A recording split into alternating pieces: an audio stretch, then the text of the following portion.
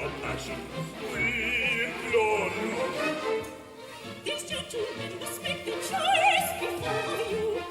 In the meantime, we tacitly ignore you. When they have chosen two, that is a pity. 2 dozen we have for the 20. Then enjoy for me. With pleasure, nobody contradicente. For the merriest fellows are we. Tra-la, tra-la, tra-la, tra-la-la-la, tra-la-la-la. That line of the Emerald Sea. Tra-la, tra-la, tra-la, tra-la-la-la, tra-la-la-la. With laughing and laughing and quipping and coughing, where happy as happy can be. Tra-la. With laughing and laughing and quipping and coughing, where happy as happy can be. Tra-la-la-la-la-la-la, tra-la-la-la, tra-la-la-la.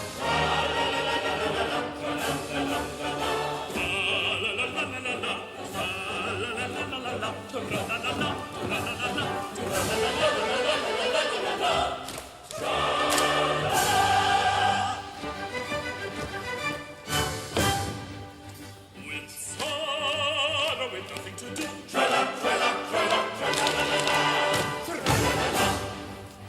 And care is a thing to do too. Tra-la, tra-la, tra-la, tra-la-la-la-la, tra-la-la-la.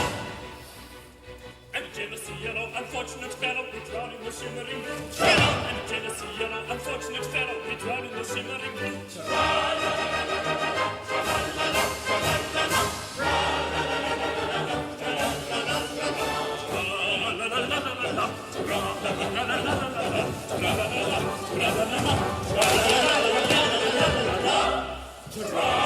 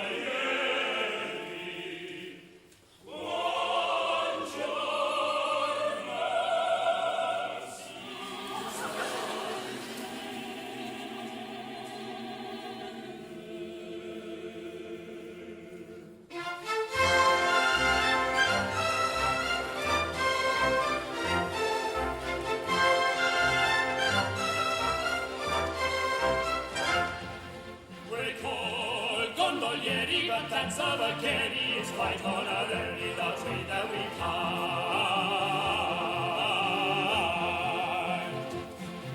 For gallantry noted since we were short-coated, to beauty devoted, Namago and I.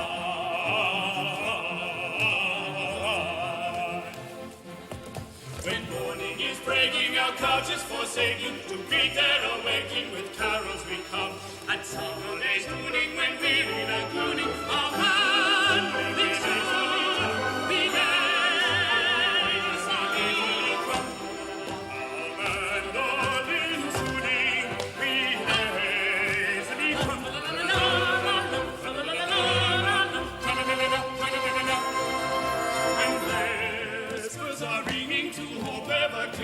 songs of our singing up into weekly. When daylight is fading, and wrapped in night shading, with soft serenading, we sing them to sleep. With soft serenading,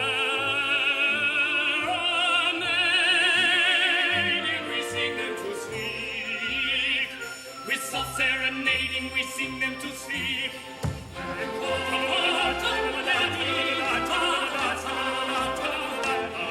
Gondolieri, gondolieri, cha-la-la-la-la, cha-la-la-la-la, gondolieri, gondolieri, cha-la-la-la-la, cha-la-la-la-la,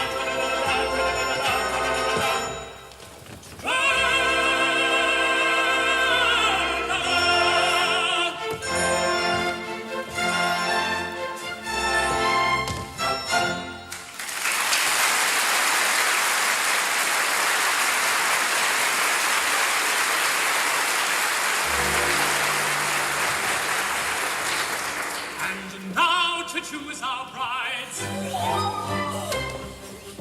As all are young and fair and amiable besides, we really do not care a preference to declare. A bias to disclose would be indelicate, and therefore we propose to let impartial fate select for us a mate. A bias to disclose would be indelicate.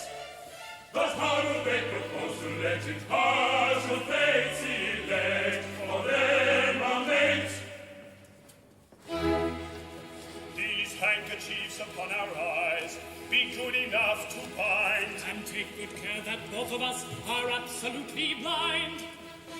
Then turn us round and we, with all convenient dispatch, will undertake to marry any two of you we catch. We'll undertake to marry any two of us we catch.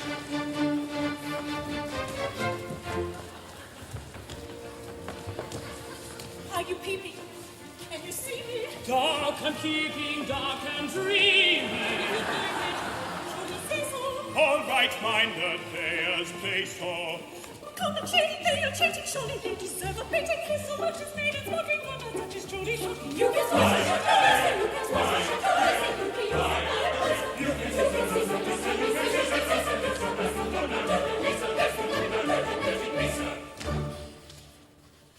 my papa, he gives 3 horses, black and white and double gray. So turn 3 times and take your courses. Catch whichever girl you may, sir.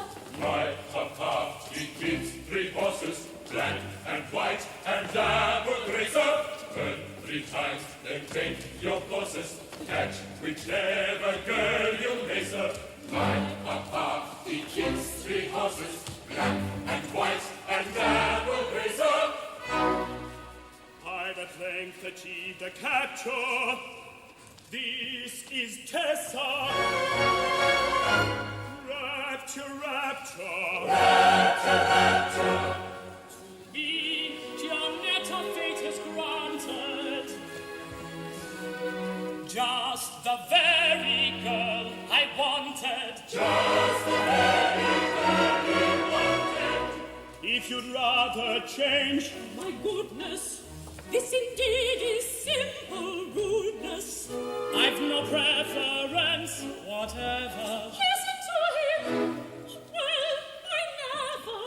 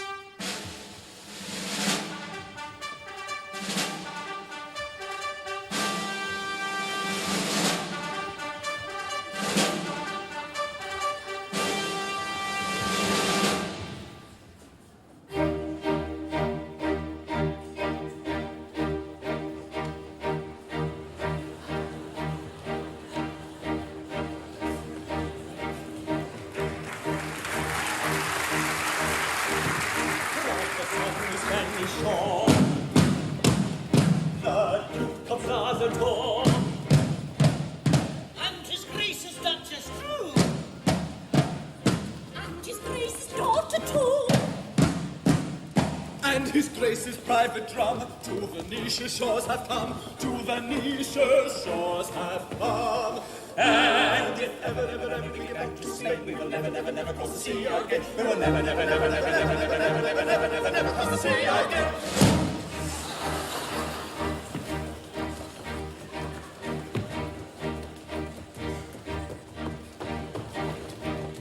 Neither that grandee from the Spanish shore, the noble Duke of Plaza Tor, nor his grace's Duchess Gonjan Rowe. May add his grace's daughter too. nor his grace's own particular drum, to Venetian shores will come, to Venetian shores will come. If ever we get back to Spain, we will never cross the sea again. We will never cross the sea again. We will never cross the sea again.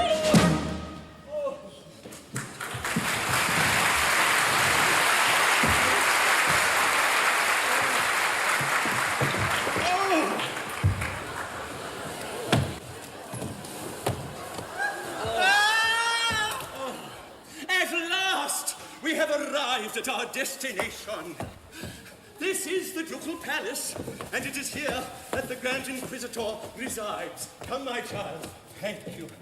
Oh, as a Castilian hidalgo of the very highest degree, a product of many noble generations, the blood of which has always been of the very first water, I regret that I am unable to pay my state visit on a horse. It's enough to make a Venetian blind. As a Castilian hidalgo of that description, I should have preferred to ride through the streets of Venice, but owing, I presume, to an unusually wet season, the streets are in such a condition that equestrian exercise is impracticable. No matter, here is our suite. Your Grace, I'm here. Why do you not do yourself the honor to kneel when you address his grace? My love, it is so small a matter. Still, you may as well do it. The young man seems to entertain but an imperfect appreciation of the respect due from a menial to a Castilian hidalgo. My child, you are hard upon our suite. Papa, I've no patience with the presumption of persons in his plebeian position. If he does not appreciate that position, let him be whipped until he does. Well, let us hope the omission was not intended as a slight. I should be much hurt if I thought it was. So would he. Where are the halberdiers who were to have had the honor of meeting us, that our visit to the Grand Inquisitor might be made in becoming state? Your Grace, the halberdiers are mercenary people who stipulated for a trifle on account.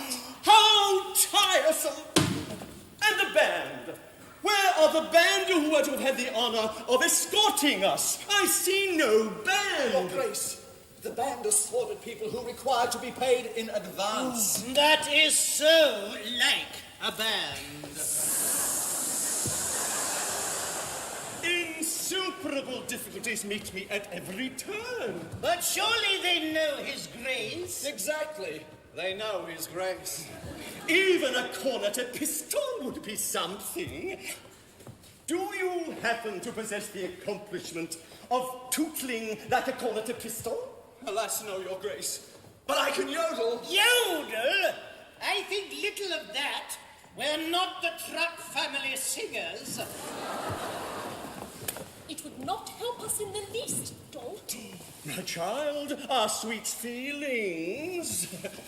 Be so good as to ring the bell and inform the Grand Inquisitor that His Grace, the Duke of Plaza Toro, Count Matadoro, Baron Picadoro, And sweet.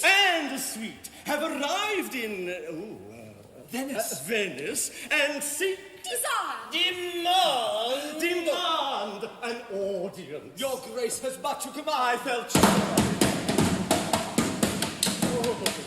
sure of it. Now, my love, shall we tell her? Why not? You. You silly. My child, prepare yourself for a magnificent surprise. I have the agreeable duty to reveal to you a secret that should make you the happiest young lady in Venice. A secret? A secret which, for state reasons, it has been necessary to preserve for 20 years. When you were a prattling babe of 6 months old, you were married by proxy to no less a personage than the infant son and heir of His Majesty, the immeasurably wealthy King of Barataria. Married to the infant son of the King of Barataria? Was I consulted? No. And it was a most unpardonable liberty. Consider his extreme youth and forgive him. Shortly after the ceremony, that misguided monarch abandoned the creed of his forefathers and became a Fred Nile disciple of the most bigoted and persecuting type. The Grand Inquisitor, determined that this should not be perpetuated in Barataria, caused your smiling and unconscious husband to be stolen and brought here to Venice. A fortnight since, that disciple and his feverish Festival of Light followers followed the stock market crash and went to the bottom of the harbor. And we are here to ascertain the whereabouts of your husband and to hail you, our daughter, as Her Majesty, the reigning Queen of Barataria. Your Majesty.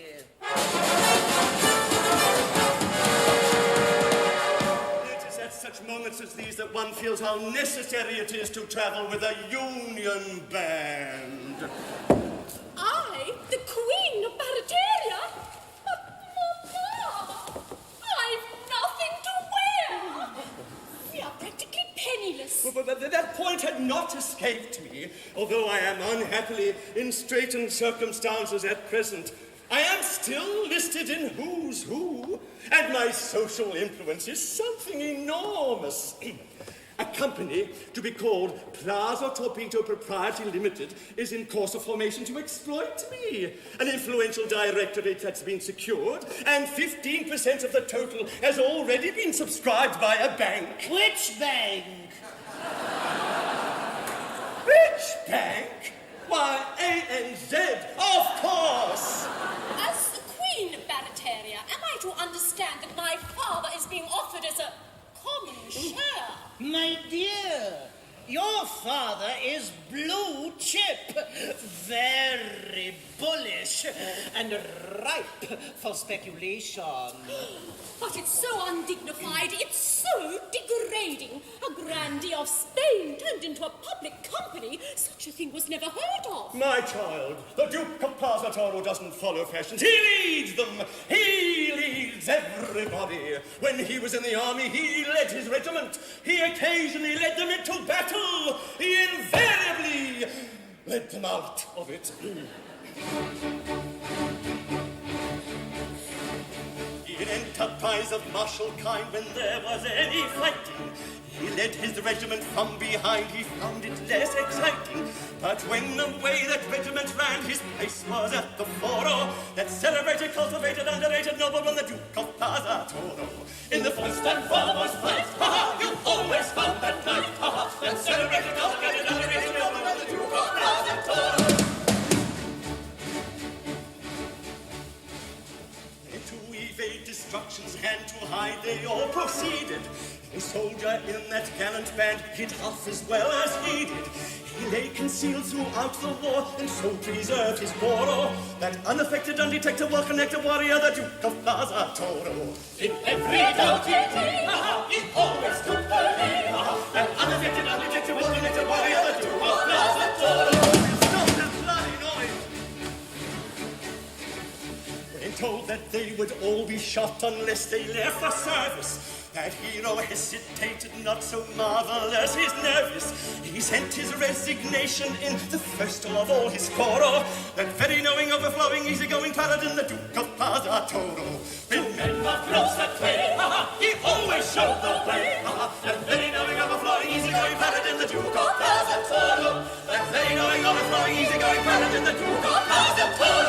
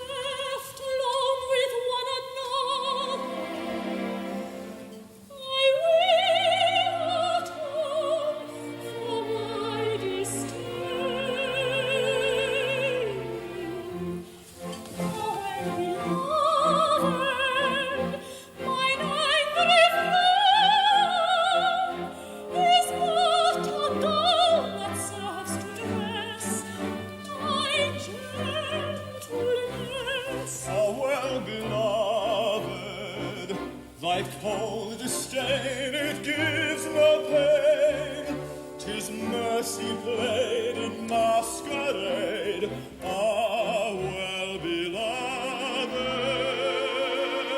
How well beloved.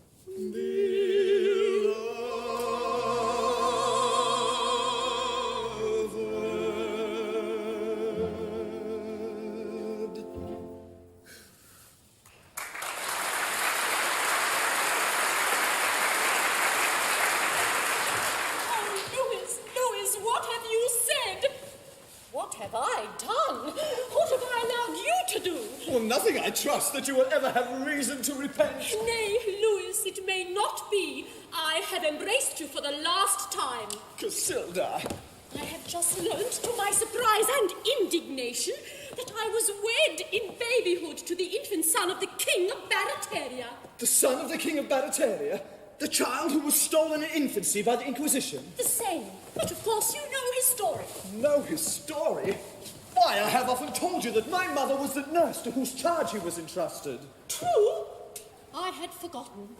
Well, he has been discovered, and my father has brought me here to claim his hand. But you will not recognize this marriage. It took place when you were too young to understand its import. Nay, Louis, respect my principles and cease to torture me with vain entreaties. Henceforth, my life is another's. But stay. The present and the future, they are another's. But the past, that alone is ours, and none can take it from us. As we may revel in naught else, let us revel in that. I don't think I grasp your meaning. Yet it is logical enough. You say you cease to love me. I say I may not love you. Ah, but you do not say you did not love me. Oh, I loved you with a frenzy that words are powerless to express, and that but a brief 10 minutes since. Exactly. My own. That is until 10 minutes ago, my own. My lately loved. My recently adored. Tell me that until, say, a quarter of an hour ago, I was all in all to thee. Oh, I see your idea. It's ingenious, but don't do that. But there can be no harm in reveling in the past. None whatever. But an embrace cannot be taken to act retrospectively. Perhaps not. We can recollect an embrace. I recollect many, but we must not repeat them. Then let us recollect a few.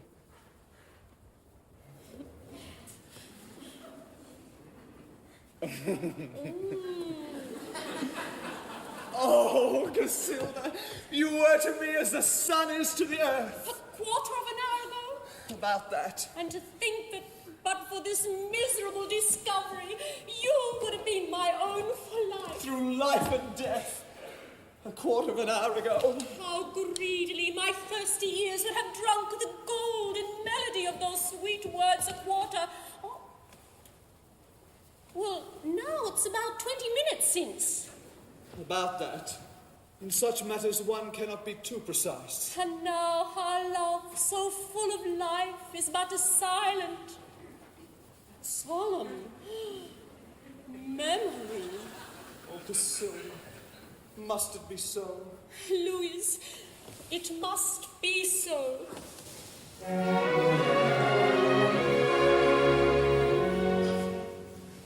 There was a time forever gone. Woe is me. It was no crime to love but me alone. Woe is me. One heart, one life, one soul, one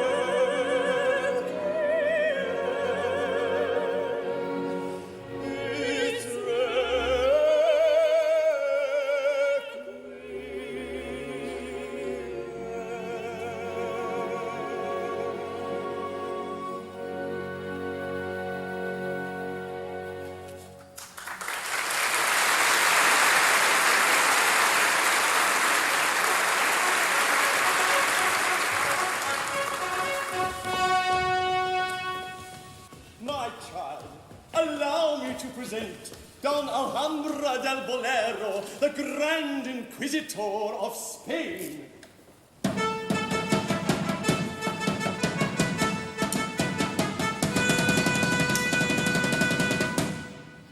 It was his distinction who so thoughtfully abstracted your infant husband and brought him here to Venice. Curva pericolosa. Tiene 10 metros de largo. So this is the little senorita who's been so unexpectedly called upon to assume the functions of royalty. And a very nice little senorita, too. Jimp, isn't she? Distinctly jimp, por favor.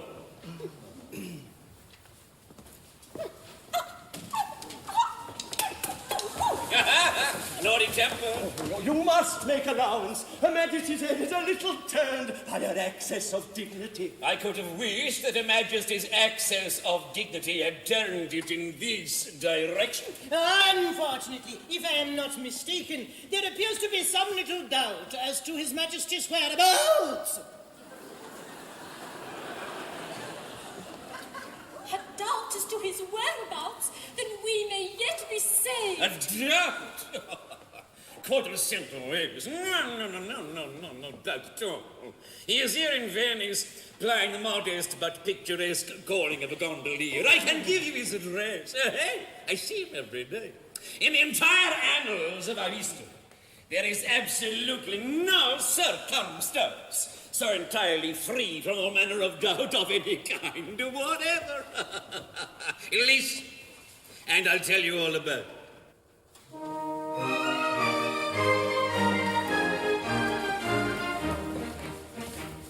I stole the prince and I brought him here and left him gaily prattling with a highly respectable gondolier who promised the royal babe to rear and teach him the trade of a time or near with his own beloved prattling.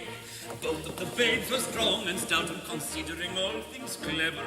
Of that there is no manner of doubt, no probable possible shadow of doubt, no possible doubt whatever. No possible doubt whatever. But owing I'm much disposed to fear to his terrible taste for tippling, that highly respectable gondolier could never declare with a mind sincere which of the two was his offspring dear and which the royal stripping. Which was which he could never make out despite his best endeavor. Of that there is no manner of doubt, no probable possible shadow of doubt, no possible doubt whatever. No possible doubt whatever. Time sped, and when at the end of a year I sought that infant cherished, that highly respectable gondolier was lying a corpse on his humble bier. I dropped a grand inquisitor's tear, that gondolier had perished. A taste for drink combined with gout and doubled him up forever. Of that there is no manner of doubt, no probable possible shadow of doubt, no possible doubt whatever. No possible doubt whatever. The children followed his old career, this statement can't be buried. Of a highly respectable gondolier, well, one of the two will soon be here. But which of the two it is not quite clear is the royal prince you married. Search in and out and round about, and you'll discover never. Free from every doubt, or probable possible shadow of doubt, or possible doubt whatever. A tale so free from every doubt, or probable possible shadow of doubt, or possible doubt whatever.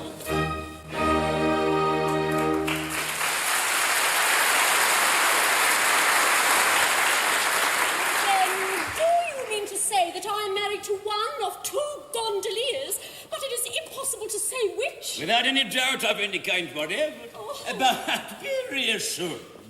The nurse to whom your husband was entrusted is the madre of the musical young man, who is such a past master of this delicately modulated instrument.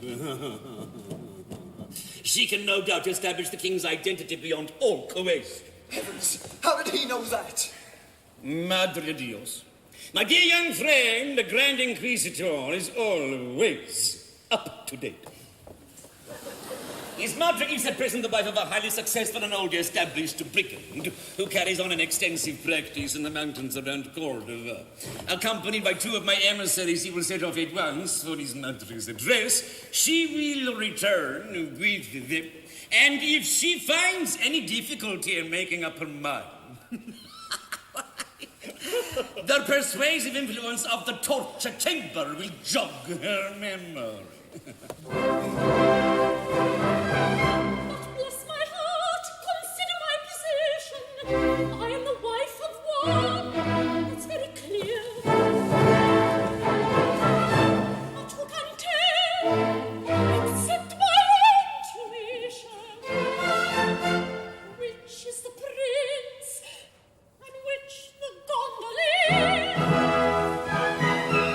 Submit to fate without unseemly wrangle. Such complications frequently occur. Life is one closely complicated tangle. Death is the only true unraveler.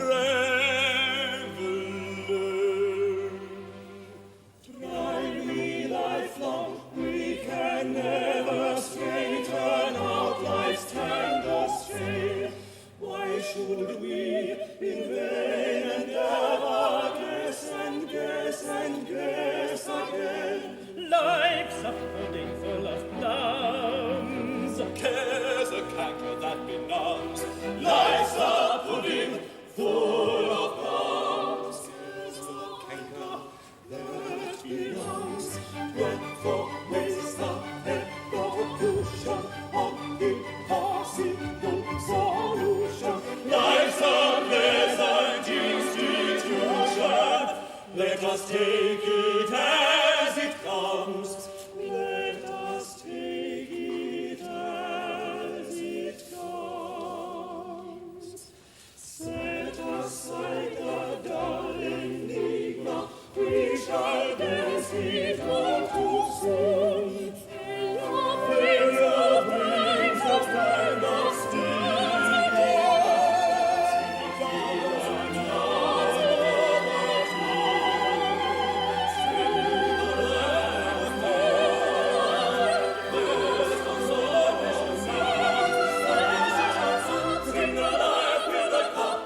solo we should serve. Hop and skip to Francis Fiddle comes across and down the middle. That's perhaps the only riddle that we shrink from giving up. That's perhaps the only riddle that we shrink from giving up.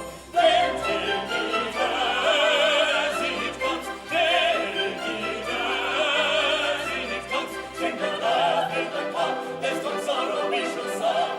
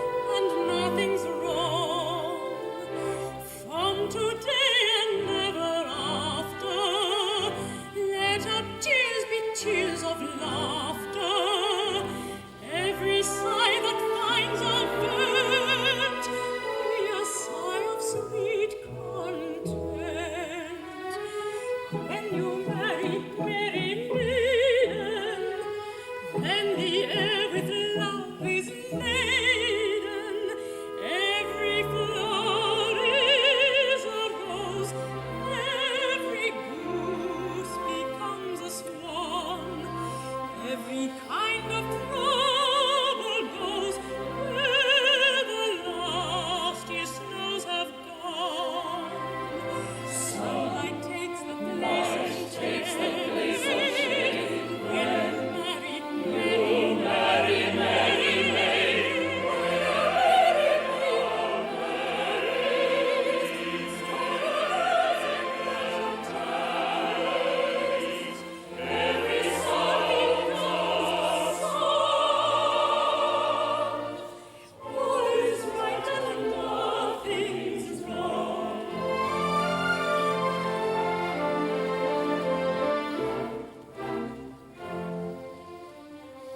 When a merry maiden marries, sorrow goes and pleasure tarries. Every sound becomes a song. All is right and nothing's wrong. Gnawing care and aching sorrow, get ye gone until tomorrow. Jealousies and grin array, they are things of yesterday. When you marry, merry maiden, then the air with joy is laden. All the corners of the earth ring with music sweetly played.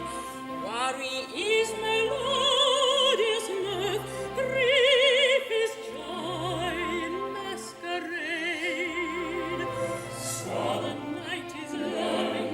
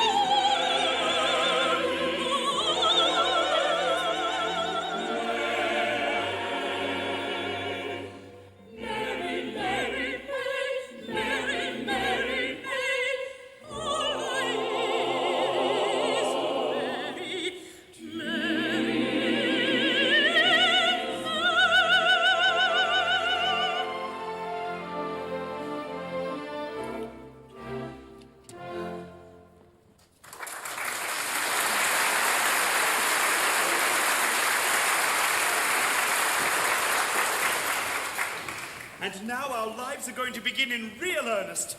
What's a bachelor? A mere nothing. He's a chrysalis. He can't be said to live. He exists. What a delightful institution marriage is. Why have we wasted all this time? Why didn't we marry 10 years ago? Because you couldn't find anybody nice enough. Because you were waiting for us. I suppose that was the reason. We were waiting for you without knowing it. Yes. Hello. Buenos dias. If this gentleman is an undertaker, it's a bad omen. Ceremony of some sort going on. He is an undertaker. No, a little unimportant family gathering. Nothing in your line. Somebody's birthday, I suppose. Yes, mine. And mine. And mine. And mine. Curious coincidence. And how old may you all be? It's a rude question, but about 10 minutes. Remarkably fine children. But surely you're jesting. In other words, we were married about 10 minutes since. Married? You don't mean to say that you are married? Oh, yes, we are married. Both of you? All four of us. Madre Dios. Oh, this is very, very, very odd. You don't mind, I suppose. You were not thinking of either of us for yourself, I presume. Oh, Giuseppe, look at him. He was his heartbroken. No, I wasn't. Now, my man, we don't want anything in your line today, and if your curiosity's satisfied, you can go. You mustn't call me your man. Is liberty. I don't think you know who I am. Not we, indeed. We are jolly gondoliers, the sons of Baptisto Palmieri, who led the last revolution. Republicans heart and soul, we hold all men to be equal. As we abhor oppression, we abhor kings. As we detest vainglory, we detest rank.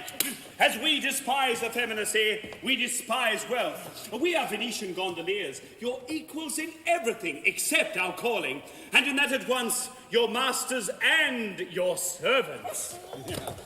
Very, very unfortunate. One of you may be Baptisto's son for anything I know to the contrary, but the other is no less a personage than the only son of the late King of Berteri. What? And I trust it was that one who slapped me on the shoulder and called me his man. One of us a king? Not brothers. The King of Berteri. Who would have thought it? But which is it? What does it matter? As you're both Republicans and hold kings in detestation, of course you'll abdicate at once. Oh. Buenos dias. Oh, don't do that. Well, as to that, of course, there are kings and kings. When I say I detest kings, I mean I detest bad kings. Aha, I see. Is a delicate distinction. Quite so. Now, I can conceive a kind of king, an ideal king, a creature of my fancy, you know, who would be unobjectionable. A king, for instance, who would abolish taxes. And tax numbers. And fringe benefits tax. And make everything cheap. Except gondolas. And give a great many free entertainments to the gondoliers. And have a fireworks on the harbour bridge and engage all the gondolas for the occasion. And scramble money on the Rialto among the gondoliers. Such a king would be a blessing to his people. And if I were a king, that is the sort of king I would be. And so would I. Come. I'm glad to find that your objections are not insuperable. Oh, they're not insuperable. No, they're not insuperable. Besides, we're open to conviction. Yes, they are open to conviction. Oh, they've often been convicted. Our Republican views may have been hastily formed on insufficient grounds. Oh, they may be crude, ill-digested, erroneous. I've a very poor opinion of the politician who is not open to conviction. Why, in Queensland, of course... Oh, he's a fine fellow. Here's the politician for my money. Then we'll consider it settled. No. As the country is in a state of insurrection, it is absolutely necessary for you to assume the reins of government at once. And until it can be ascertained which of you is to be king, I have arranged that you will reign jointly, so that no question can arise hereafter as to the validity of any of your acts. As one individual. As one individual. Like this. Or something like that. And we may take our friends with us and give them places about the court. Undoubtedly, that's always done. I'm convinced. So am I. Then the sooner we're off, the better. We'll just run off home and pack up and use it. Hey, stop. That won't do at all. Senoritas are not admitted. What? Not admitted, not at present. Mañana perhaps, we'll see. Why, you don't mean to say you're going to separate us from our wives? Oh, this is very, very awkward. Only for a short time, a few months, after all. What is a few months? But we've only been married half an hour. Hey, that's life.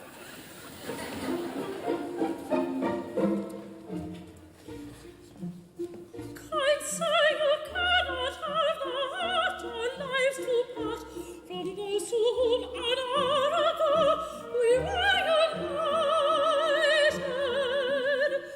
Before our flowing hopes you step and look at them, and pause before you deal this blow, all are invited. You men can never understand that heart and hand cannot be separated when we go yawning. You see, only women's eyes to idolize, and only women's hearts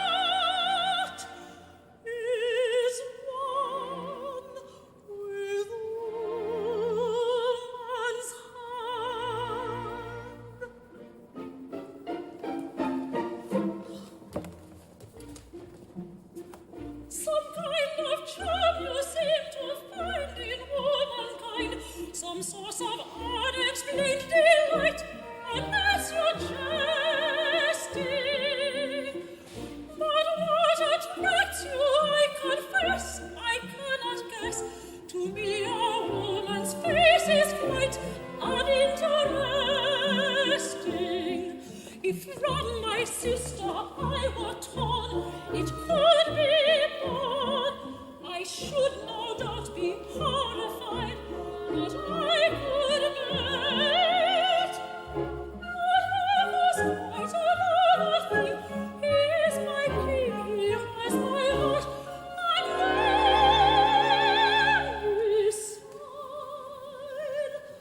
shall ever share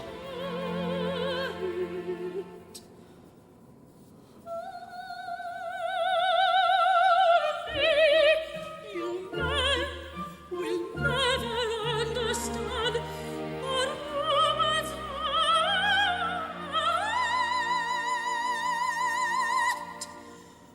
is one with woman's hand.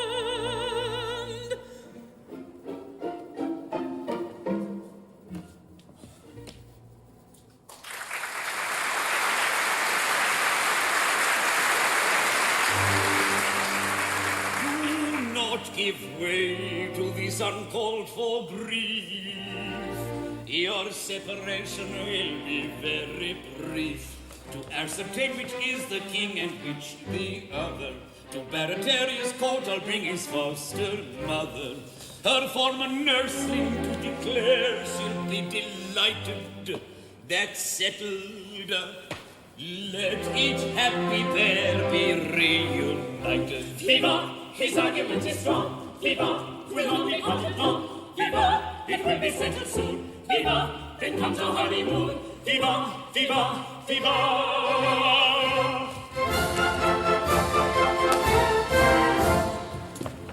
Then one of us will be a queen and sit on a golden throne, with a crown instead of a hat on a head, and diamonds all her own, with a beautiful gown of gold and green. I've always understood. I wonder whether she'll wear a feather.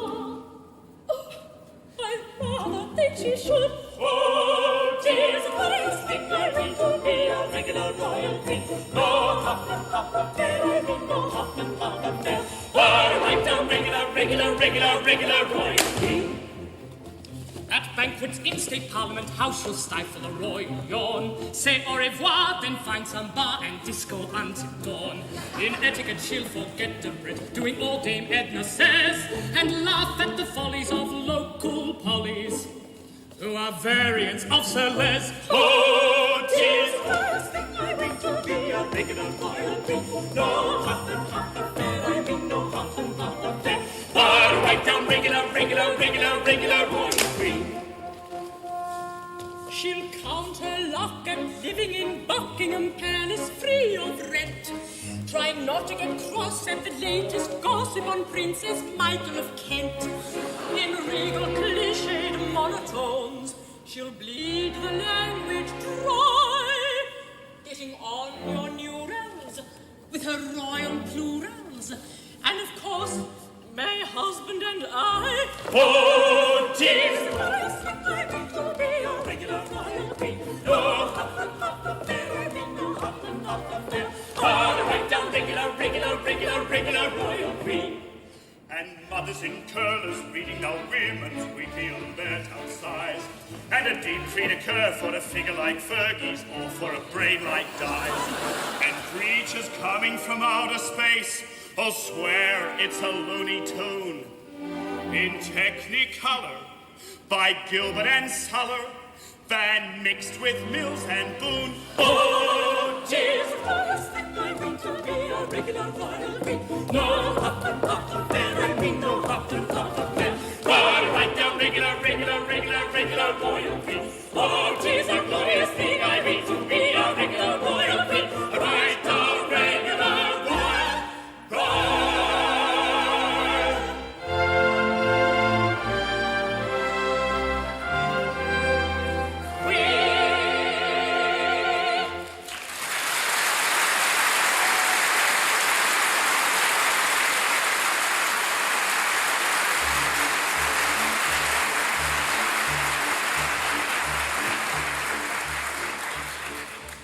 Supposing the fairy tale begins to wobble or lurch or stagger, And the Princess of Wales careers off the with Mick Jagger.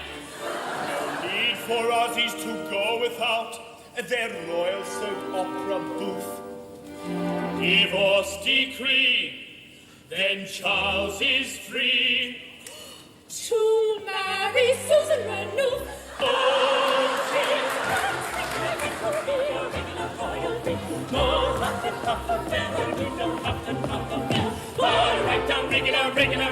Regular royal bee. Oh, 'tis a glorious thing I read to be a regular royal bee. A right down regular royal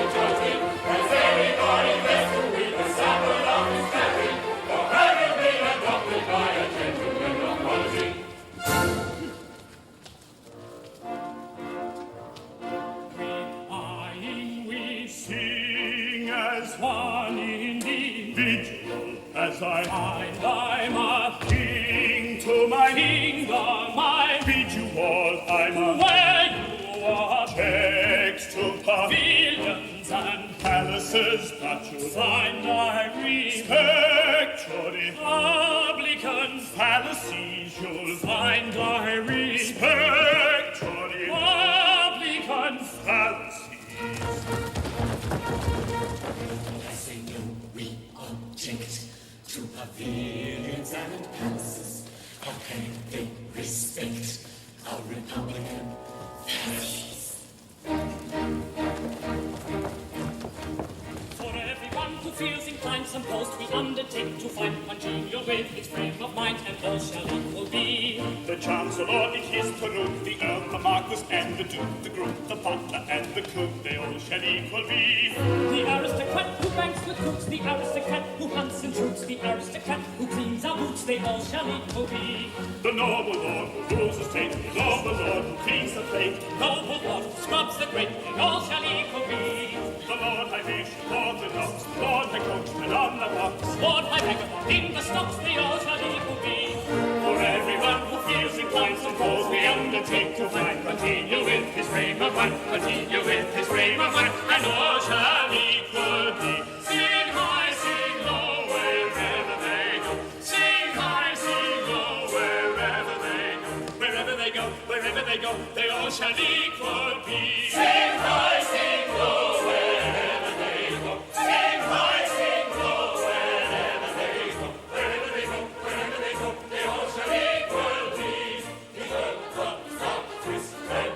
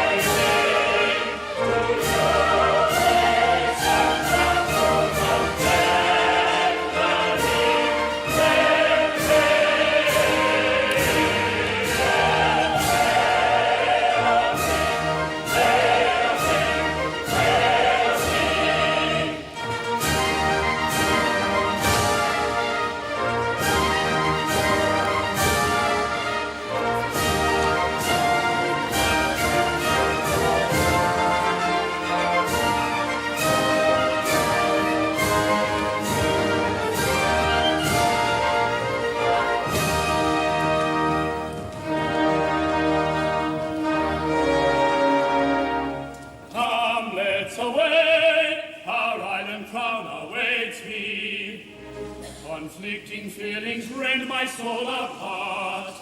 The thought of royal dignity elates me, but leaving thee behind me breaks my heart. Farewell,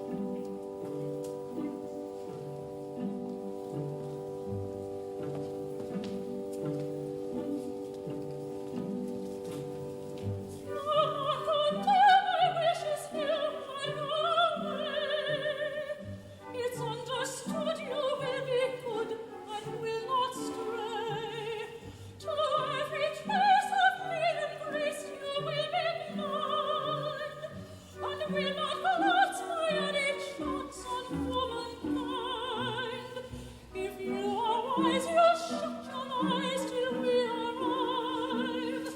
And what a dress a lady less than 45. You'll be so frown on every god, and you'll be seen. And oh, my pet, you won't forget you married me. And oh, my darling, oh, my pet, whatever else you may forget, in your isle beyond the sea,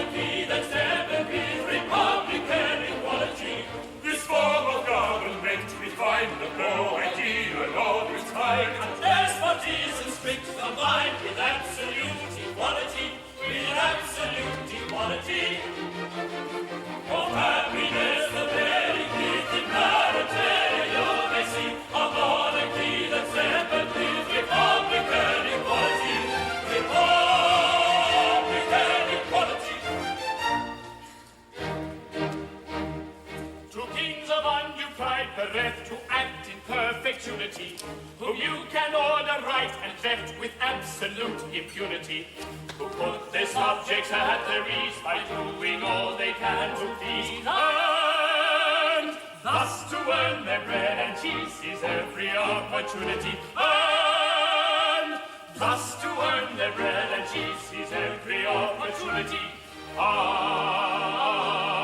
We act in perfect unity.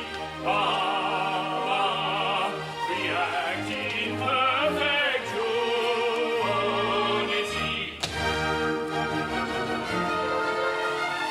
What happiness the day in God and where you may see a monarchy that's tempered with republican equality. Republican equality, tempered with equality. Gentlemen, we are much obliged to you for your expressions of satisfaction and good feeling. You cheated! You liar!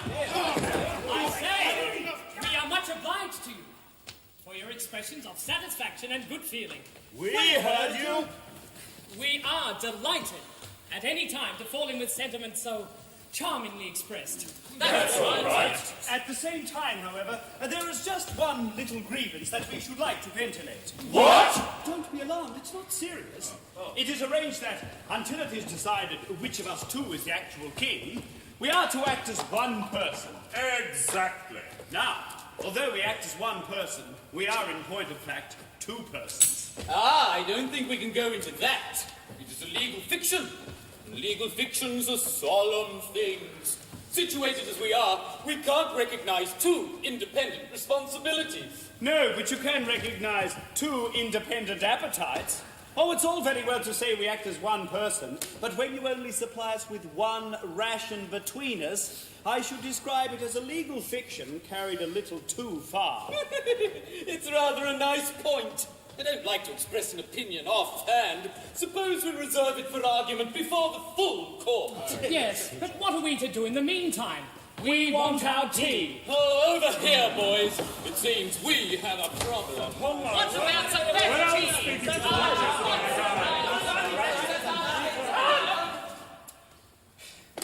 I suppose we may make an interim order for double rations on their Majesties entering into the usual undertaking to indemnify in the event of an adverse decision. That, I think, will meet the case. But you must work hard.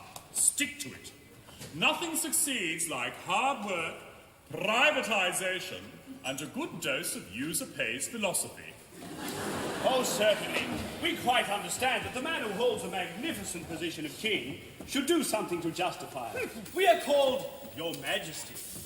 We are allowed to buy ourselves magnificent clothes. Our subjects frequently nod to us in the streets. The sentries always return our salutes. And we are to enjoy the inestimable privilege of heading the subscription lists of all the principal charities. In return for these advantages, the least we can do is make ourselves useful about the palace.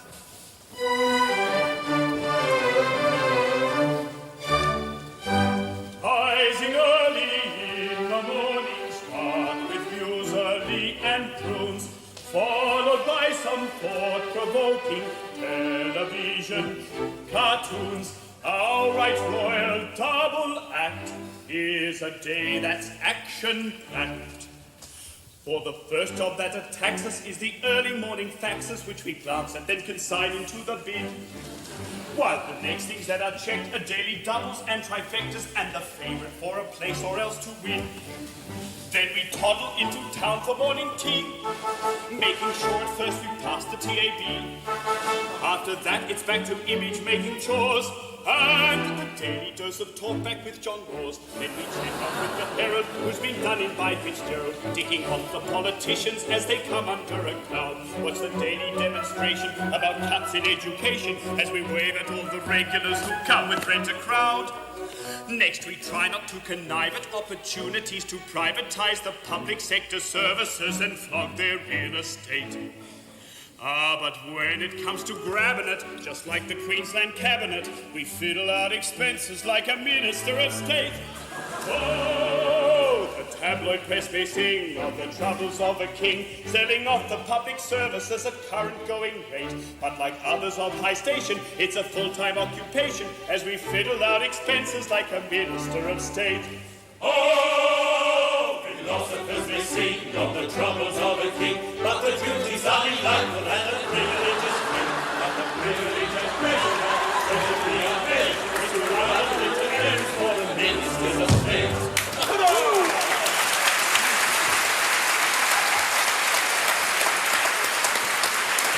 There's a lunch break if we're lucky, so we dash off to Kentucky Fried and stuff ourselves with junk food to the brim. Making sure the waistline hardens, it's a jog around the gardens or an hour session at the city gym. Next we practice how to hold a knife and fork, till it's time to take the corgis for a walk. Then we pot around like two suburban souls, do the garden, mow the lawn, clean the rolls. Rushing off then double quick, it's time to catch up with the cricket. Tuning in to find the Windies with another mammoth score, while the Aussie players hanker for a series with Sri Lanka or a match against the Vatican, which probably they draw. Whacked by Herculean labours, it's a treat to switch on neighbours, staying glued until the lotto draw we once more haven't won. After takeaway chop sueys, boy, we feel just like a twoies, which produces the illusion that our duty has been done. Oh, philosophers may sing of the troubles of a king, but the troubles are divided when there's two as number one. Any king will swear it's twoies, always better for a twoies, which produces the illusion that our duty has been done. Oh, philosophers may sing of the troubles of a king, of the pleasures there are many, and of worries there are none. But the culminating pleasure that we treasure beyond measure is the gratifying feeling that our duty has been done.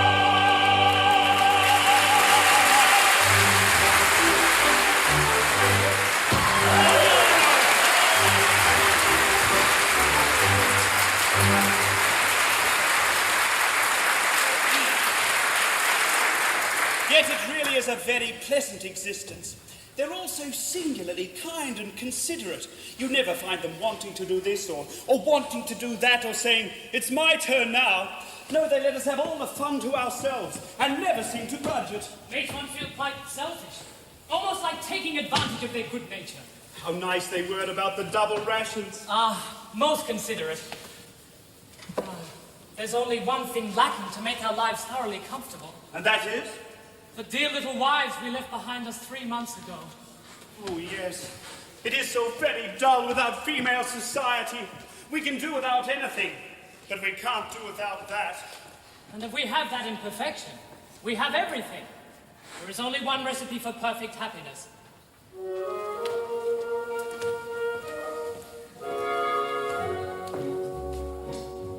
Take a pair of sparkling eyes, hidden ever and anon, in a merciful eclipse.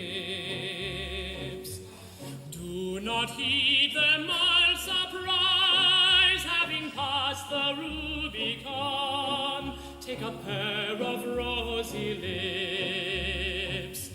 Take a figure trimly planned, such as admiration words. Be particular in this. Take a tender little hand, fringed with dainty fingerets. Press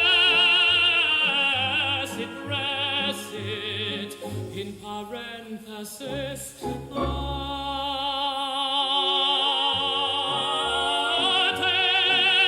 of these, you lucky man.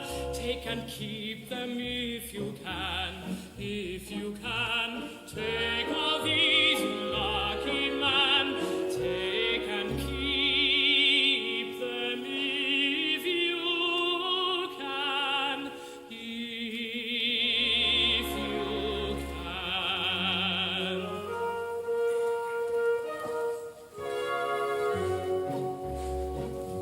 Take a pretty little cot, quite a miniature affair.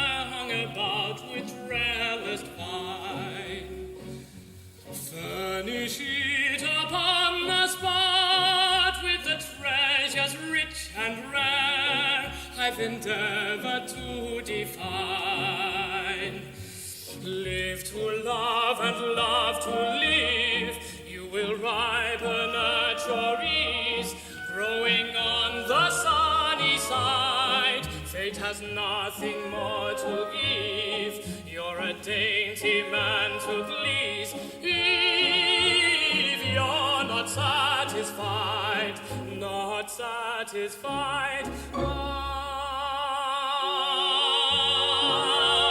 take my counsel, happy man, act upon it if you can, take my counsel, happy man, act upon it if you can,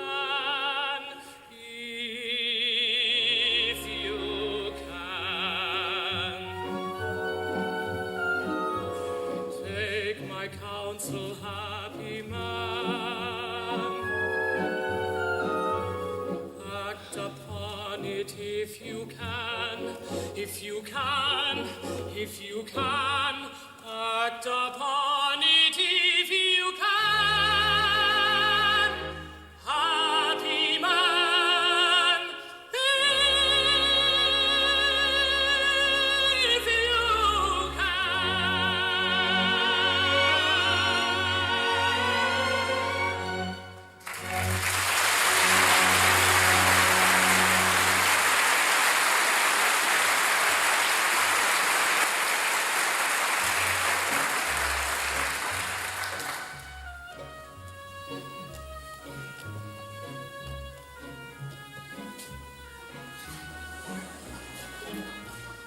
take my counsel, happy man, act upon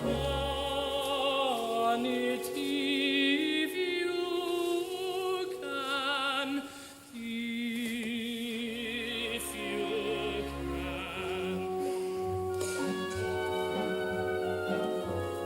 Take my counsel, happy man, act upon it if you can, take a pair of sparkling eyes, happy man, if you can.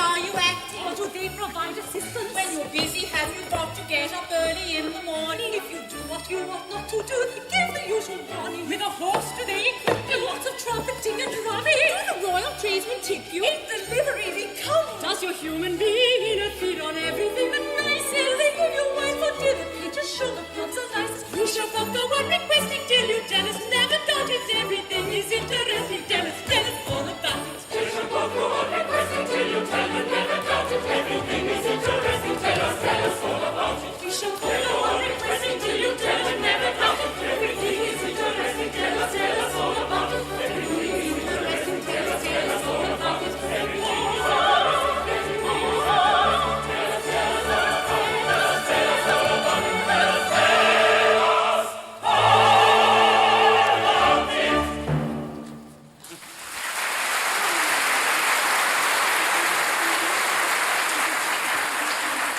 is indeed a most delightful surprise. Yes, we thought you'd like it. You see, it was like this. After you left, we felt very dull and mopey, and the days crawled by, and you never wrote. So at last I said to Janetta, I can't stand this any longer. Those two poor monarchs haven't got anybody to mend their stockings or sew on their buttons or patch their clothes. At least I hope they haven't. Let us pack up a change and go and see how they're getting along. And she said done, and they all said done, and we asked old Jacopo to lend us his boat, and he said done, and we've crossed the sea, and thank goodness that's done. And here we are, and I've done. And now, which of you is to be king, and which of us is queen? Well, that we shan't know until the nurse turns up. But never mind that. The question is, how shall we celebrate the commencement of our honeymoon? Gentlemen, will you allow us to offer you a magnificent banquet? We will! Ladies, what would you say to a dance? Oh, banquet and a dance. Oh, it's too much happiness.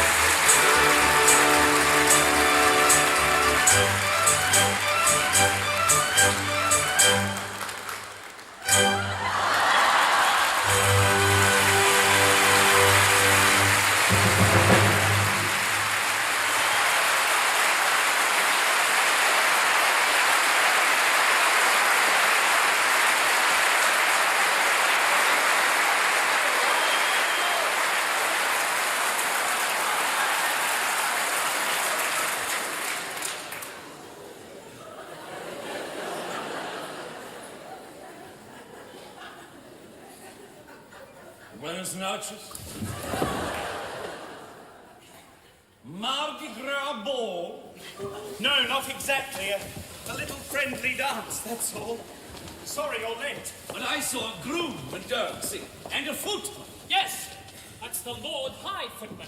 And dear me, a common little cook. Oh, no, that's the Lord High Cook. But surely the servants' hall is the place for these gentry. Oh, dear, no. We have appropriated the servants' hall. It's the royal apartment, and accessible only by tickets obtainable at all Bass outlets. We really must have a place we can call our own. I'm afraid I'm not quite equal to the intellectual pressure of the conversation. You see, the monarchy has been remodeled on republican principles. What? All departments rank equally, and everybody is at the head of his department. I see. I'm afraid you're annoyed. No, I wouldn't say that. It's not quite what I expected. You see, in every court there are distinctions that must be observed. Oh, there are there? Of course. For instance, you wouldn't have a Lord High Treasurer playing leapfrog with his own cook. Why not? Why not? Because the Lord High Treasurer is a personage of great distinction, who should never, under any circumstances, be in a position where he could be told to tuck in his tuppenny, except by people of his own rank. A Lord High Archbishop, for instance, might tell a Lord High Treasurer to tuck in his tuppenny, but certainly not a cook, gentlemen, certainly not a cook. Not even a Lord High Cook? Amigo mio, that is rank that is not recognized in the Chamberlain's office. No. It won't do. I'll give you an instance in which the experiment was tried. Listen.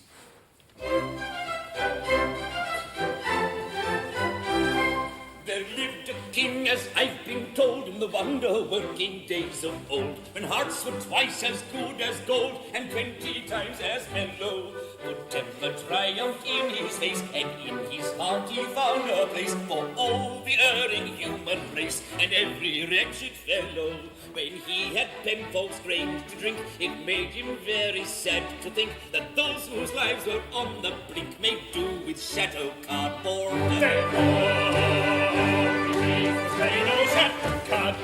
Here we saw men as rich as he, so he imposed a strange decree that all his cronies now should be the well-paid avant-garde horde. Now that's the kind of king for me. He wished all men as rich as he, so every hanger-on could be that well-paid avant-garde horde. Ex-ministers in sad eclipse indulge their taste for first-class trips, with Qantas board directorships, complete with media snow jobs. Consultancies were shot in bales to party men and silver tails. Ex-premiers of New South Wales got CSIRO jobs, and High Court judges were akin to union bosses, out to win more perks than their starters in the Sydney Hobart yacht race. That starts in the Sydney Hobart yacht race. Then Gough and Malcolm Fraser scored. The drover's dog got his reward. Integrity went overboard. Good faith became a court case. Now there's a very strange accord, complete by regal bread and gold. The drover's dog got his reward with Rome, and now a court case. That king, although no one denies, his heart was of abnormal size, yet he'd have acted otherwise if he had been a cuter. The end is easily foretold. The rot sets in when jobs are sold with too much silver, gilt or gold. You long for simple pewter. It's clear that too much power destroys, and doling jobs out to the boys means we are ruled by hoi pollois with fewer brains than naughty And naughty, and fewer race than naughty. In short, whoever you may be, to this conclusion you'll agree. When everyone is somebody, then no one's anybody. Now that's as plain as plain can be. To this conclusion we agree. When everyone is somebody, then no one's anybody.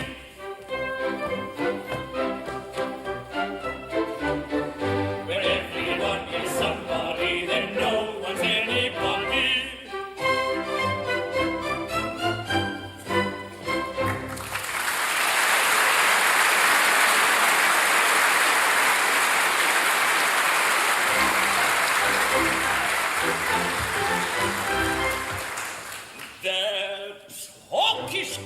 despite his vice, in fact was re-elected twice, because there were fewer men than mice among the opposition. That hardly makes it less perverse, this endless golden handshake curse, supporting from the public purse another politician. In Paraguay or Ecuador, the peasants may say, si, senor, but we should not be falling for that parliamentary club trick. Support the parliamentary club trick. When carving loot up with your mate has reached this sad and sorry state, then we become a second-rate banana republic.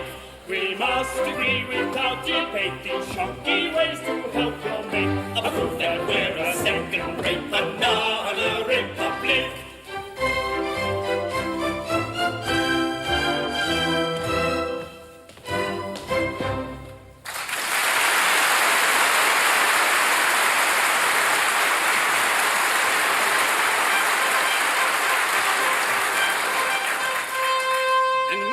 Some important news to communicate.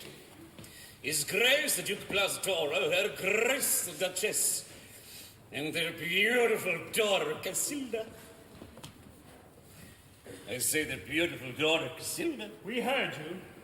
Have arrived in Barataria and may be here at any moment. The Duke and Duchess mean nothing to us. How about the daughter? Oh, the beautiful daughter. Oh, you're a lucky dog, one of you. I think you're a very incomprehensible old gentleman. Not a bit of it. I think he's a dirty old man. Let me explain. Many years ago, when you, whichever you are, were a baby, you, whichever you are, were married to a little bambina who's grown up to be the most beautiful senorita in Spain. That beautiful senorita will be here to claim you, whichever you are, in half an hour, and I congratulate that one, whichever it is, with all my heart. Married when a baby. But we were married 3 months ago. One of you only one. The other, whichever it is an unintentional bigamist. Oh, my word. Oh, dear. Who are these young people? Who are we? Why, they're wives, of course. We've just arrived. They're wives? No corte de arriba.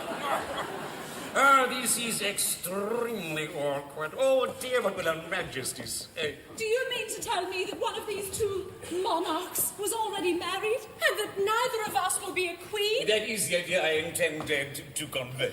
Oh, Tessa, my dear, dear child. Get away! Perhaps it's you. My poor little woman. Don't! Who knows whose husband you are? And pray, why didn't you tell us all about it before they left Venice? Because if I had, no earthly temptation would have induced these two gentlemen to leave. Two such extremely fascinating and utterly irresistible little senoritas. There's something in that. I may mention that we're not to keep long in suspense, as the old lady who nursed the royal child is at present in the torture chamber waiting for me to interview her. Oh, poor old girl. Hadn't you better go and put her out of her suspense? No, she's all right. Well, she's strapped to a chair watching Perfect Match. How I shall go and interrogate her, but in the meantime, may I stress the absolute propriety of your considering yourselves as single young senoritas. Yes.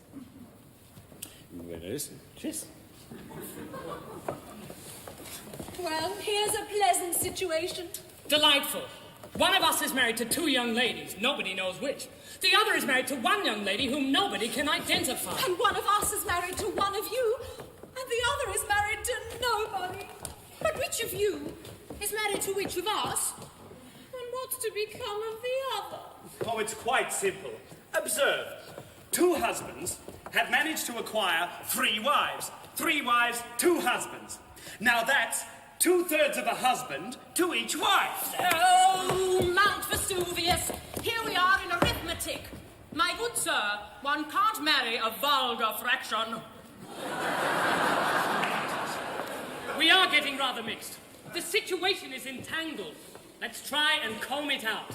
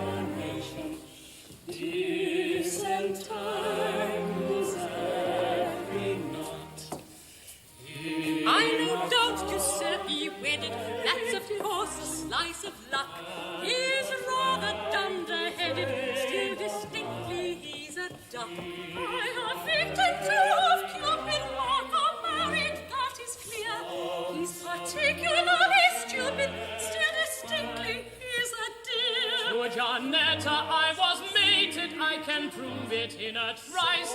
Though her charms are overrated, still I own she's rather nice. I to Tessa willy-nilly, all at once a victim fell. She is what is called a silly, still she answers pretty well. She's a silly, still she answers pretty well. Now when we were pretty babies, someone married us, that's clear. And if I can catch her, I'll pinch her and scratch her and send her away with a fleer. If a mad young lady married to deceive her can't refuse. If I overtake her, I warrant I'll make her to shake in her aristocrat. If she married her to Sepio and he would have to start. If I have to do it, I warrant you rue it. I'll teach her to marry the man of my heart. If she married Messer Marco, you're a spinster. No matter, if I can get her, then I daughter for mother-in-law again. If I can I was made for my baby. She is what is called a silly, silly, silly.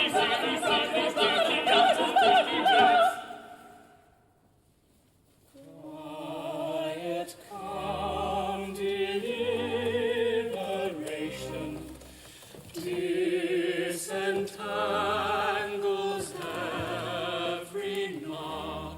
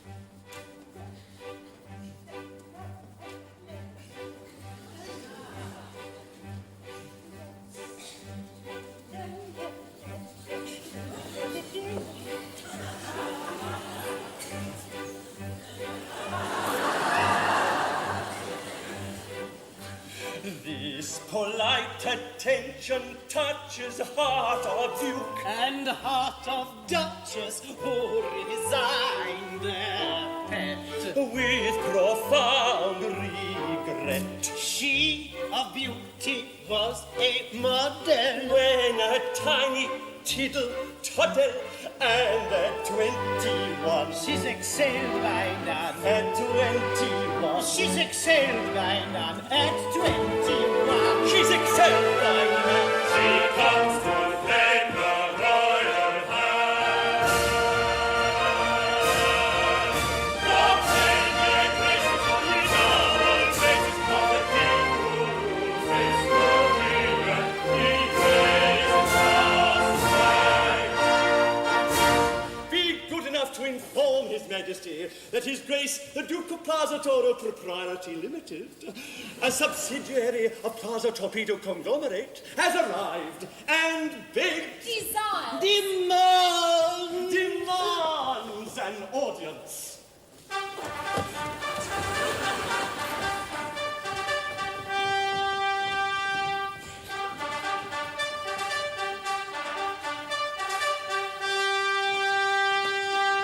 My child, prepare to receive the husband to whom you were united under such interesting and romantic circumstances. But, Papa, which is it? There are two of them. Well, it is true that at present His Majesty is a double gentleman, but as soon as the circumstances of his marriage are ascertained, he will, ipso facto, boil down to a single gentleman, thus presenting a unique example of an individual who becomes a single man and a married man by the same operations.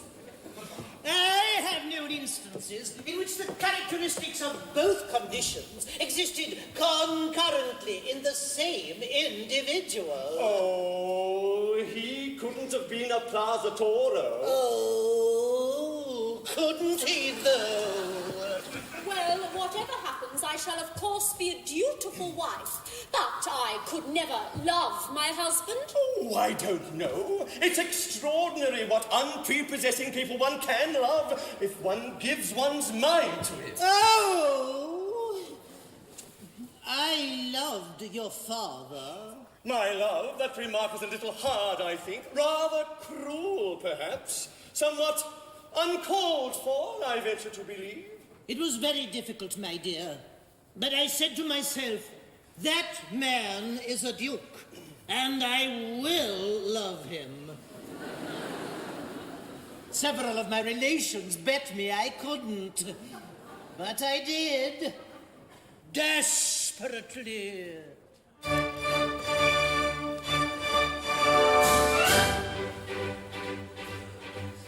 On the day that I was wedded to your admirable sire, I acknowledge that I dreaded an explosion of his ire. I was overcome with panic, for his temper was volcanic, and I didn't dare revolt, for I feared a thunderbolt. I was always very wary, for his fury was ecstatic, his refined vocabulary most unpleasantly emphatic. To the thunder of this Tartar, I went under like a martyr. When intensely he was fuming, I was gently unassuming. When reviling me completely, I was smiling very sweetly. I was smiling very sweetly, very sweetly. Giving him the very best and getting back the very worst. That is how I tried to tame your great progenitor at first. Giving him the very best and getting back the very worst. That is how I tried to tame your great progenitor at first.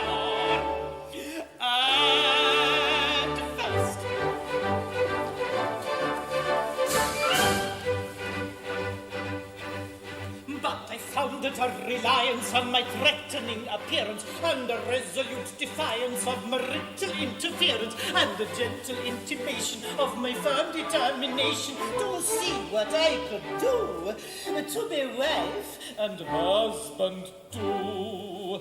Was the only thing required for to make his temper supple, and you couldn't have desired a more reciprocating couple, ever willing to be wooing.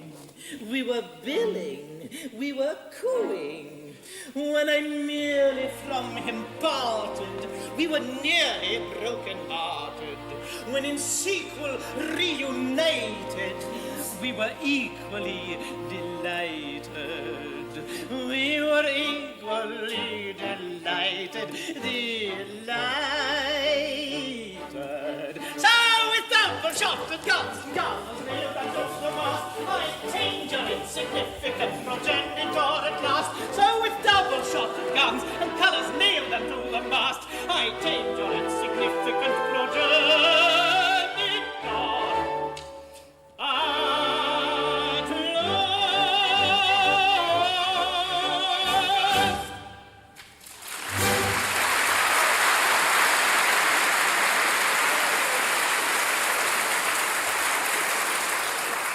Mamma, my only hope is that when my husband sees what a shady family he has married into, he will repudiate the contract altogether. Shady? A nobleman shady, who is blazing in the luster of plastic cash from every outlet? What a silly thing to say, and this just as I am floated at a premium. Surely your majesty is aware that as soon as your father was publicly floated, he was constantly in demand, increasing his face value immensely and making him rather flush. My child, no worries. We're in the money now and very influential. Let us tell you how it is done. To help unhappy commoners and add to their enjoyment, affords a man of noble rank congenial employment. Of our attempts we offer you examples illustrative. The work is light, and I may add, it's most remunerative.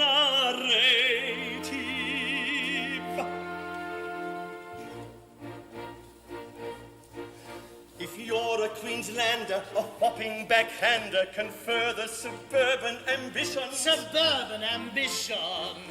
With bogus citations for all decorations and knighthoods for generous physicians. And dud politicians. We've found that colonials like testimonials signed by old sharks flaunting handles. They're dazzled by handles.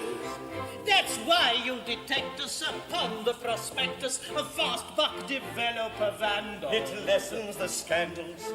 We are frankly exultant to act as consultant for anything with the proviso of top dollar prices. If queried, humbug 'em. The more that you slug 'em, the better they think the advice is. Especially in crisis. In case of a ruction with planning obstruction, an envelope stuffed full of money in proper amounts all ensure circumventions for building extensions at 50% of the payoff that's given to council. We'll in Oz or New York go on any old talk show with Ray Martin, Bert or Clive James, Bryant Gumbel, Jane Pauley. Down to the last rupee, endorsing Heinz soup, we will rival Penelope Keith. And outdo Robert Morley. I'll make an appearance at David Jones' clearance or dine in the officers' mess of whatever militia. When scoring the freebies, we've no heebie-jeebies. But burble incessantly on, just like dear Bubbles Fisher. In frankly uncouth taste, I'll plug any toothpaste and swear there is nothing on earth that will make your teeth whiter. A speaking top biller, I make Harry Miller ask double the fee he's demanding for Derrin or Ita. To hire a trailer, or else dial a sailor. For maximum media coverage, we are the Ants Pants. And should we go grey, good old Bondi will pay for our Channel 9 special hair transplants. They've all got hair transplants. Yes. We'll try double dipping, defending wood chipping, and plug the environment cause with a born-again green show. If there are good rates on, we'll shove the old skates on and Duchess and Duke it on ice in the Torville and Dean show. So join the bandwagon, just throw your best drag on and victims will fall in your crutches. No dear, you mean clutches. To be a jet setter, you cannot do better than trot out a Duke. What a Duchess! A Duke. What a Duchess.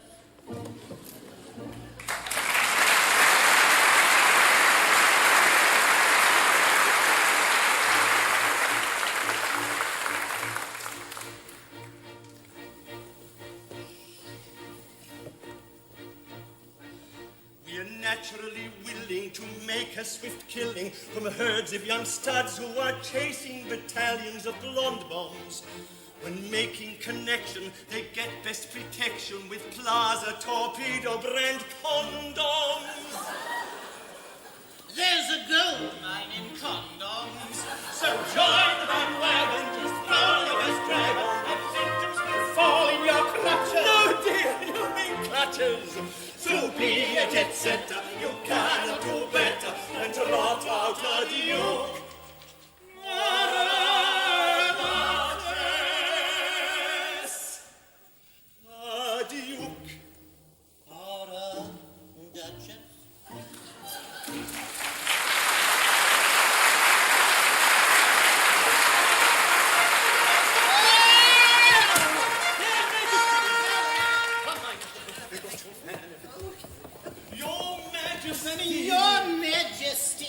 Duke of Plaza Toro, I believe. The same. Allow me to introduce the young lady one of us married. Gentlemen, I am the obedient servant of one of you. Oh, Louis. I am about to address myself to the gentleman my daughter married. The other, if he wishes, may allow his attention to wander, for what I am about to say does not concern him. Sir, you will find in this young lady a combination of excellences you would search for in vain in any young lady, had she not the good fortune to be my daughter. There seems some little doubt as to which of you is the gentleman I am addressing, and which is the gentleman who is allowing his attention to wander. When that doubt has been solved, I shall say, still addressing the attentive gentleman, take her! And may she make you happier than her mother has made me, if possible. And now, there is a little matter to which I think I'm entitled to take exception. I come here in state with Her Grace the Old Duchess and Her Majesty my daughter, and what do I find? Do I find, for instance, a guard of honor to receive me? No. No. The town illuminated? No. No. Refreshments provided? No. No. The royal salute fired? No. No. Triumphal arches erected? No. No. Bicentennial fireworks? No. No. A Japanese laser display? No. No. The bells set ringing? No. Yes. One. The visitors. I rung it myself. It is not enough. It is not enough. Come, beloved. Oh.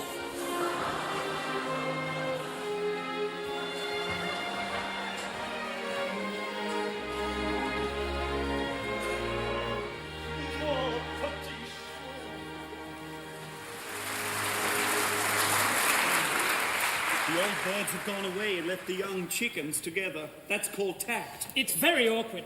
We really ought to tell her how we're situated. It's not fair to the girl. Then why don't you do it? I'd rather not. Oh, I don't know what to say. Madam, that is several of us. Gentlemen, I am bound to listen to you. But it is only fair to tell you that, not knowing I was married in infancy, that I'm head over heels in love with somebody else. Our case, exactly. We are head over heels in love with somebody else. In point of fact, with our wives. Your wives? Then you are married. It's not our fault. We knew nothing about it. We are sisters in misfortune. My good girls, I don't blame you. Only before we go any further, I think we should arrive at some satisfactory arrangement, or we're going to get hopelessly complicated. Here is a case unprecedented, here a king and queen is born. Ever since marriage was first invented, never was known a case so hard. I may be said to have been bisected by profound catastrophe. Through a calamity or expected by invisible into three. I may be said to have been bisected. I am invisible into three. Through a calamity, I am divisible into three. A marvelous song, how do you cope? Marriage is state of unity. When excellent husbands are bisected, why is it divisible into three? Oh, marvelous song, how do you cope? Marriage is state of unity. Marvelous song, how can you cope? Marriage is state of unity. Marvelous song.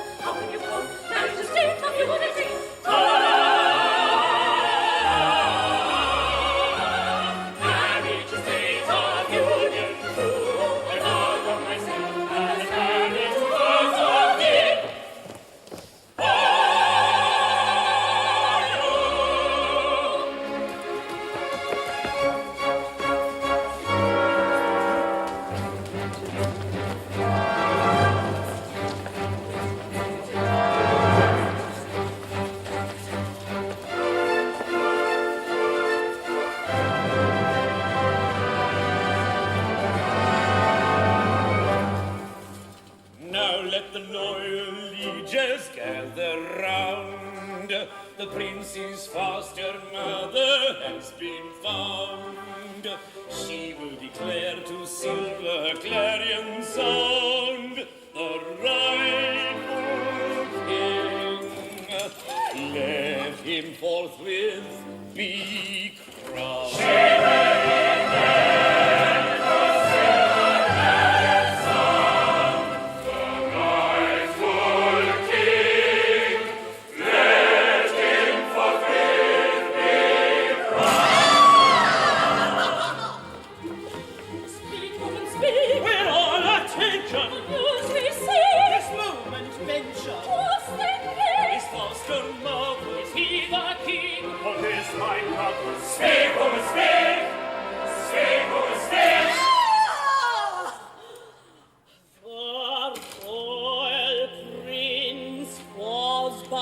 King entrusted to my fond care, ere I grew old and crusted.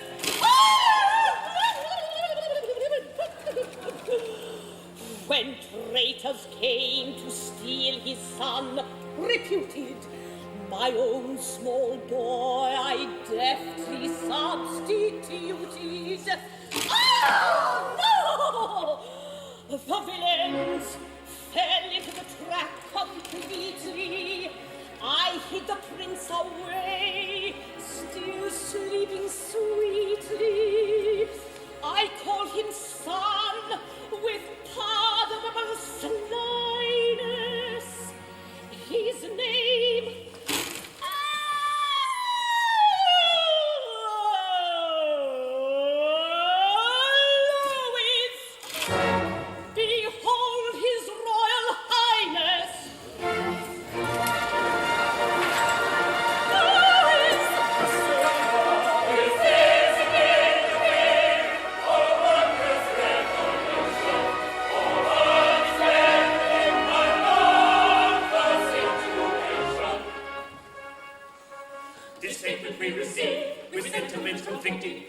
rejoicing, brave, each other contradicting. To those whom we adore, we can be free, united.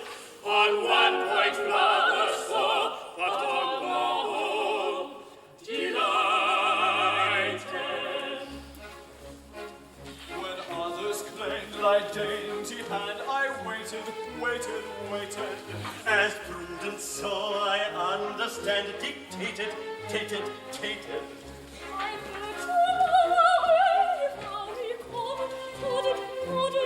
Your pure and patient love is now rewarded.